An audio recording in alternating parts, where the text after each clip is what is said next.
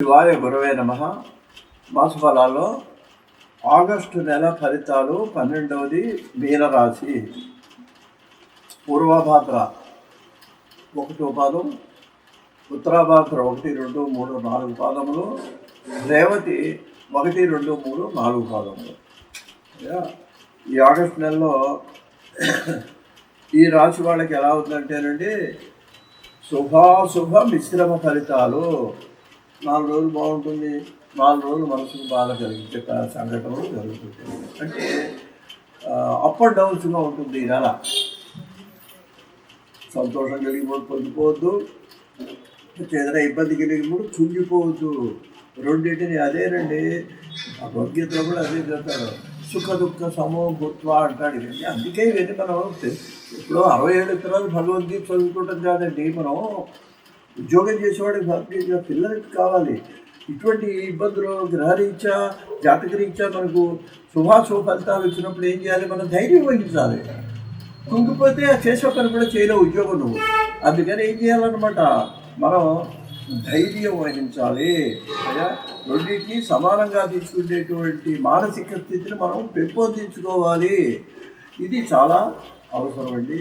శని ప్రభావం వలన మీరు కొన్నిట్లో మీకు ఫెయిల్యూర్ అవుతుంది, కొన్ని పనులు మీరు అధైర్యపడద్దు.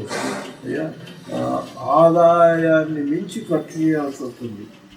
అందువల్ల ఏం చేయాలి? ఖర్చు పెట్టేటప్పుడు 1-2 సార్లు ఆలోచించి ఖర్చు పెట్టండి. ఇది అవసరమా లేదా అని ఆలోచించి ఖర్చు చేయండి. మీకు ఇబ్బంది ఉండదు. ఏదో రకంగా మీకు ధనం మాత్రం చేతికి అందుతూనే ఉంటుంది. ఖర్చు విషయంలో జాగ్రత్త వహించండి. మీరు వీలైతే ప్రతి శనివారం హనుమంతుడి దేవాలయం దర్శించడం కానీ, ప్రదక్షిణాలు చేయడం కానీ చేస్తే మీకు కొంత నిర్భయత్వం అరోగత అని చెప్పి హనుమంతుడిని స్మరించడం వల్లండి మనకు ముందు భయాన్ని పొగట్టి ధైర్యాన్ని ఇస్తాడు ఆయన. అది ఆ హనుమద్ ఆరాధన చేయండి ఈ నెలలో. ఈ నెల ఏంటి ఎప్పుడు చేస్తే మరీ మంచిదండి. ప్రారంభంలో కొన్ని నిలిచిపోయిన పనులు కూడా మీకు ఈ నెలాఖరికి పూర్తవుతాయి. అయితే మీకు గుడిలో మీద చెప్పుకోవచ్చు ఏంటంటే, ఒక పక్కన గ్రహస్థితి మిశ్రమ ఫలితాలున్నా కొన్ని ఎప్పటి నుంచో ఉన్న పనులు కూడా ఈ నెలలో మీకు పూర్తయ్యే అవకాశం ఉంటుంది. సంతాన సౌఖ్యం, పిల్లలకు ఉద్యోగాలు రావటమో, వాళ్ళు మంచి ఉన్నత స్థితిని పొందటమో మీకు సంతోషాన్ని కలిగిస్తుంది. కుటుంబ సౌఖ్యం, శుభకార్య ప్రయత్నాలు మీకు ఫలిస్తాయి.